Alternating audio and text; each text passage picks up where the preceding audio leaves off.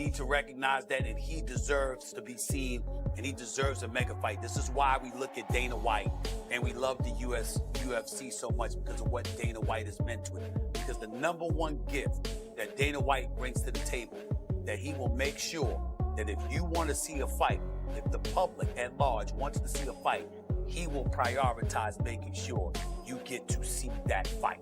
That's Dana White. The promoters have hijacked boxing, and as a result, they deny us the opportunity to see these great guys in mega fights, and it's a damn shame. That's why Jake Paul is so relevant. I think it's Cap. I don't think he's actually retiring, but it's a smart move by him. Terence Crawford was ducked at 135. He was ducked at 140. He was ducked at 147. Then after leaving 147, he beats Canelo. Now he's the man. He finally got to, I'm the number one draw in boxing status, and he never fought. If this retirement stays, he'll never fight again afterwards. It's tough because at 38 years old, that's when he reached that peak. If he fought for another 3 years, maybe we could have that conversation, and I think it'd be undisputed. Many people are asking what really pushed one of boxing's all-time greats to walk away, and the answer might not be what you expect, especially after Stephen A. Smith pointed out serious flaws in boxing system and why it needs fixing. Since Terence Crawford retired, the boxing world has been divided, with fans, experts, and fighters debating his choice, as some believe he left too early and still had more to prove, but boxing legend Andre Ward firmly disagrees, saying that anyone questioning Crawford's legacy doesn't truly understand boxing, because in his view, Terence Crawford has already accomplished everything a fighter can dream of and doesn't owe explanations or proof to anyone. If you see responses from fans, they don't even argue who's better anymore. They're arguing who's the A side and who's not. Who's a draw and who. Y'all don't know a left hook from a fish hook, and you talking about who's the draw and who's the A side. That's the point that I'm making. It's not about proving. When you say young fighters don't want to prove, and there's still a few out there, and I think the Terence Crawfords of the world, I think he's one of the last of a dying breed. When you say prove, question is prove to who? Because if I can prove to my 500, a million, 2 million, 4 million followers, as long as they believe that. Many fans feel Terence Crawford stepped away too soon and still want to see him fight certain opponents, but Andre Ward strongly disagrees, explaining that fans don't get to decide when a fighter becomes a legend. True respect comes from fellow boxers and people inside the sport, and if Crawford's coaches, trainers, and family support his decision, then outside opinions don't matter, because the voices of those who truly know the fighter carry far more weight than fan expectations. I've done enough and everybody's ducking me. That's enough. That's the validation that helps cats sleep good at night. Yeah. The validation that yourself, myself, and other people was after was, number one, me. I gotta feel comfortable living with me. I gotta walk around and live with myself and be like, bruh, are you really him? Then it's my people, my coach, my goddaddy, my circle. I gotta look my kids in the face and I want them to know that my daddy the best fighter in the world. The real answer is, what do your peers say about you? How do they feel about you? Because most of the time, unless there's some personal stuff going on, a fighter gonna keep it 100. Yep. Fans can say what they want to say. You didn't fight nobody. A fighter will come in and say, you tripping, he fought this. Andre Ward believes this was the ideal time for Terence Crawford to walk away, saying his exit after facing Canelo was the perfect ending that left no questions unanswered, and he dismissed earlier remarks from Max Kellerman suggesting Crawford should fight David Benavidez or Jaron "Boots" Ennis, calling those ideas unrealistic, while making it clear to critics that Crawford has already given more than enough to boxing. With no opponents left he needs to face and nothing left to prove. I wouldn't be mad if I never see Terence fight again. The way he performed, getting ready to be 38, I think, in a few days. Man, what better way to go out? What better way to tell the game goodbye? What better way? Who you gonna fight? I was arguing with Max on the way to the venue about Boots Ennis. Nah, we don't go fight Canelo and then go back and fight Boots Ennis. I saw a report today, somebody was talking about him going up to light heavyweight. Nah, we don't go up to light heavyweight. We just went up 3 weight classes since the Spence fight and 2 weight classes since the Madrimov fight, my last fight. This is the Stephen A.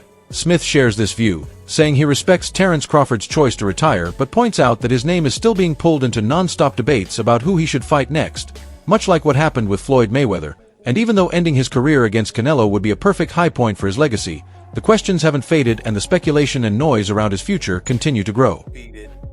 Spectacular in a lot of different ways. Listen, the bottom line is he's special. Pound for pound, he's the best in the world at this particular moment in time. There's no doubt about it. He's going out on top. He deserves it. And now it's going to warrant questions. What would he have done as a welterweight? Let's say, for example, if he was going against somebody like a Floyd Mayweather, if he was going up against a Sugar Ray Leonard or Tommy the Hitman Hearns and people like that. He's in that conversation where you're asking those questions. Some people would pick him to win, others would say no because his boxing brilliance is undeniable. And for him to go out and to step up to super middleweight and to beat Saul Canelo Alvarez says a lot about him. The only thing that I would say is that I really, really wish there were two fighters that I wish that he had fought. While praising Terence Crawford, Stephen A. Smith says he would still enjoy seeing him face two elite fighters, stressing that this is only his personal opinion and not a challenge to Crawford's decision to retire, as he notes that debates in boxing never really stop and believes a small group of top-level fighters truly deserve the chance to face Crawford, which is why those matchups continue to live on in fan discussions. That he had fought. I wish that he had fought the Charlo at the junior middleweight division. Because obviously they don't like him. They love Errol Spence, and he destroyed Errol Spence. I would have liked to see him fight those guys, one of them anyway. And I definitely think that a guy by the name of Jerron Boots Ennis at the welterweight division, you're going to hear a lot about him in the future. Doggy, Peter, the reason why people don't hear more about him is because people won't fight him. At some point in time, when you are spectacular, as Jerron Boots Ennis is, you just... Stephen A.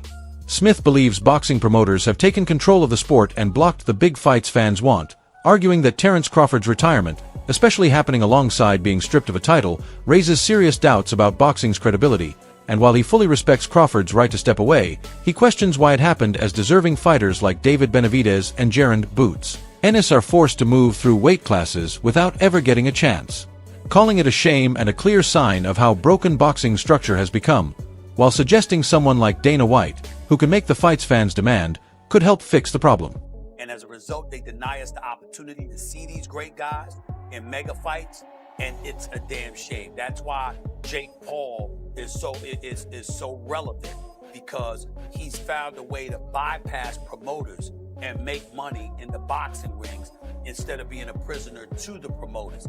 Even though he didn't fight anybody, he's about to fight Anthony Joshua, and we'll see what happens with that. Anthony Joshua should knock him into tomorrow because he's the bigger fighter with incredible power, but he's got a glass jaw. So if Jake Paul catches him, who knows? But we want to see the fights that we want to see when we want to see them. And boxing doesn't give us that. And two people who have suffered the most is Jerron Boots Ennis. Sharing his take on Terence Crawford leaving boxing, Stephen A. Smith says the real blame belongs with promoters who have repeatedly failed to deliver the fights fans wanted, explaining that Crawford stands above that mess and never shortchanged the sport, while praising him for an outstanding career and for choosing to walk away on a high after a brilliant final performance. And he's taken all of them out. He is spectacular. He's the best pound for pound. He's been a tribute and a testament to the sport of boxing, and he should be not just applauded, not just celebrated, but revered, because he's that special. My props to him if indeed this is it and we'll never see him fight again. Thank you for all you've done for boxing, Terence Crawford. Jake Paul then weighed in, calling Terence Crawford's retirement a smart move but labeling the situation cap, as he boldly claimed he is fully ready to fight Crawford, suggested the matchup is basically set for next year, told fans to expect it, and insisted that Crawford isn't truly retired at all. I don't think he's actually retiring, but it's a smart move by him. Are you going to pull him out of retirement and you're going to face Terence Bud Crawford? I'll fight Crawford 100% next year. He already was down this year, but Despite all the debate, Terence Crawford's legacy is warmly praised by Amir Khan, who looks back fondly on their shared moments and recalls how Crawford showed up fully prepared for their fight while remaining respectful to everyone outside the ring, saying that Crawford's unique character sets him apart from others, even legends like Floyd Mayweather, and that he will always be remembered as a true icon of the sport.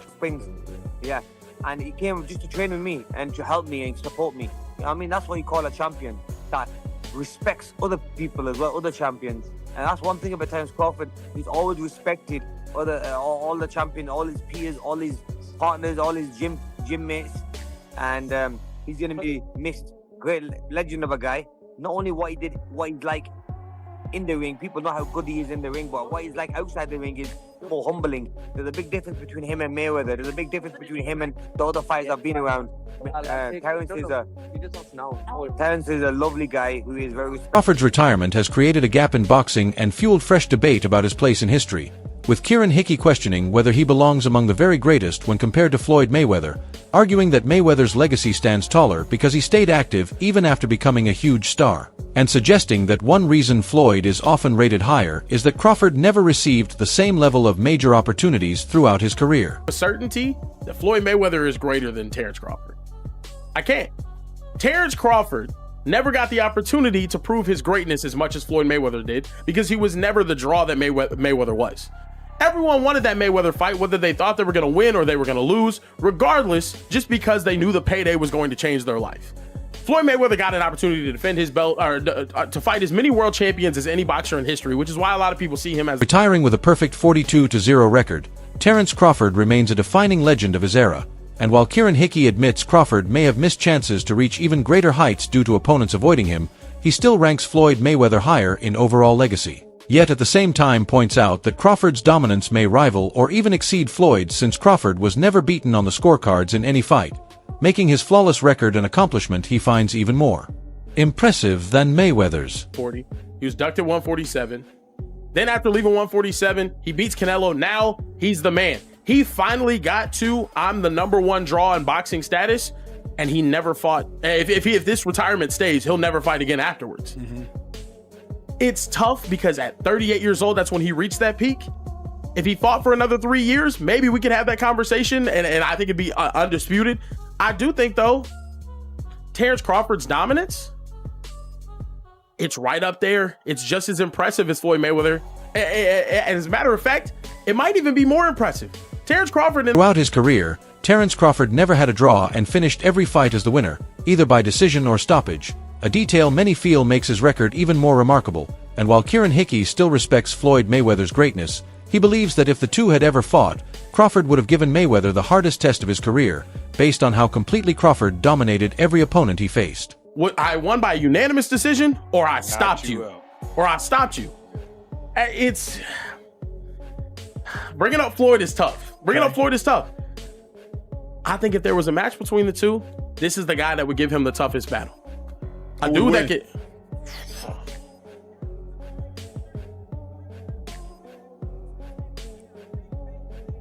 I'm taking Bud. Yeah, you have to. I'm taking Bud. You have to? I'm taking Bud. Look, let me tell you why.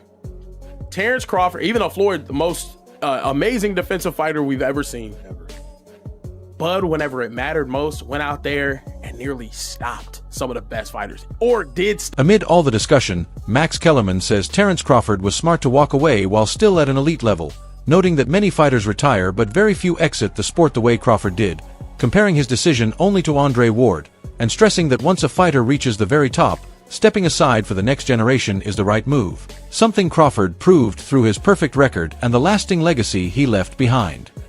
Because Lennox Lewis, Andre Ward walked away on top after beating Kovalev. Maybe Andre came closest to doing what Crawford just did, if he doesn't come back, and if Crawford stays retired. But Lennox really struggled with Vitaly Klitschko. And he looked at Vladimir Klitschko and thought, I think I can do it. I believe I can do it if I make myself get into that level of shape. I don't want to do that anymore. You know, like an American football player who says, I just don't want to run through that brick wall anymore. But the question really is, can you still do that if you think you don't want to anymore? So a wise man says, I don't want to... Max Kellerman also praises Terence Crawford for carving his career on his own terms, pointing out that he never depended on hype or flashy promotion to prove his value. And while boxing often revolves around marketing, rankings, and chasing belts, Crawford focused purely on beating and stopping opponents, choosing to honor the sport itself rather than play the business game. A mindset that earned him deep respect and secured his lasting place in boxing history. Arrogant, or to clown, or to be kind of a big, colorful personality. And there was a sense in boxing back then that Well, Bronner is going to be a star, and no matter how good Crawford is, people may never know it because he's so dangerous. Who would want to fight him? And if he doesn't start making a ruckus outside of the ring, then he won't generate enough interest to generate the kind of attention and therefore money it would take to get opponents in the ring with him. Yeah. And Crawford, I've talked to him about that then when he was a lightweight, 12, 13 years ago, whatever that was.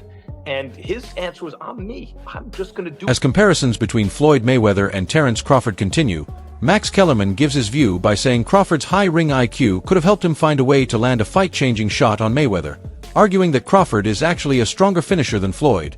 And while he accepts that this debate will never end, he stresses that Crawford retiring unbeaten at 42-0 deserves full respect and believes he should stay retired, unlike Mayweather, who later returned for exhibition fights. And Crawford obviously was more of an offensive fighter and Floyd more of a defensive fighter, but Floyd had a tremendous offense and Crawford had a very good defense.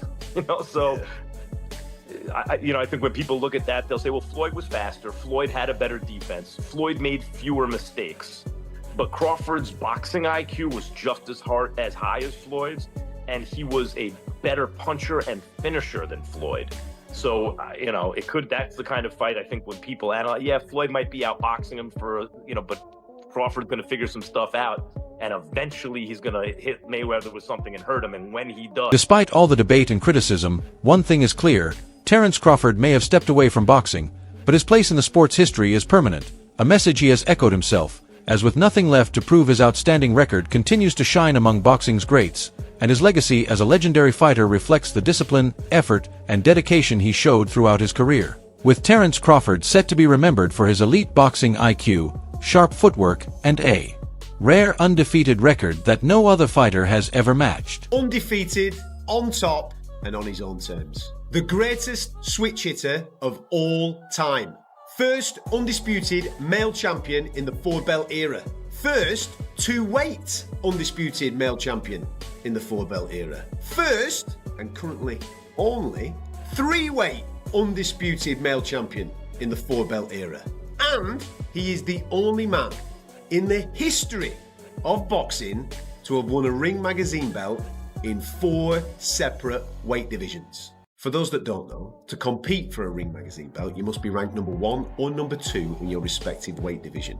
They do not give these out. Terence Crawford is the only boxer in history to hold a Ring magazine title in 4 weight divisions and stands alongside Manny Pacquiao and Floyd Mayweather Jr. as one of the rare fighters to become a 4-division lineal champion, a feat that has cemented his status as one of the greatest boxers of all time. Sanctioning bodies. He has done that in 4 separate divisions, from 135 pounds up to 168. Numbers do not lie. We witnessed an old... In the words of Teddy Atlas, it has been a privilege to witness Terence Crawford's incredible career and a true blessing to see him walk away at the top as a champion, as Atlas has long described Crawford as a rare, one-of-a-kind talent, with his final fight against Canelo serving as a clear display of his boxing brilliance. And in his view, there will only ever be one Terence Crawford. You don't have that ingredient. I think he has it. As Teddy Atlas would always say, Canelo was looking to be friends, and Crawford is not looking to be friends. I think beyond the arguments about greatness and everything that unfolded during Terence Crawford's remarkable career, one thing is undeniable: his unique mindset and approach will be remembered forever. And while his refusal to bend to promoters and his final clash with the WBC may have disappointed some fans, it was the choice of a champion who walked away on top, a true all-time great, with Stephen A. Smith using the moment to highlight the deep problems within boxing and the changes the sport still needs. And as we close today's discussion, cherish the memories of the Crawford era, share your thoughts in the comments, pass this on to a fellow Crawford fan, and subscribe so you never miss the latest stories from the boxing world.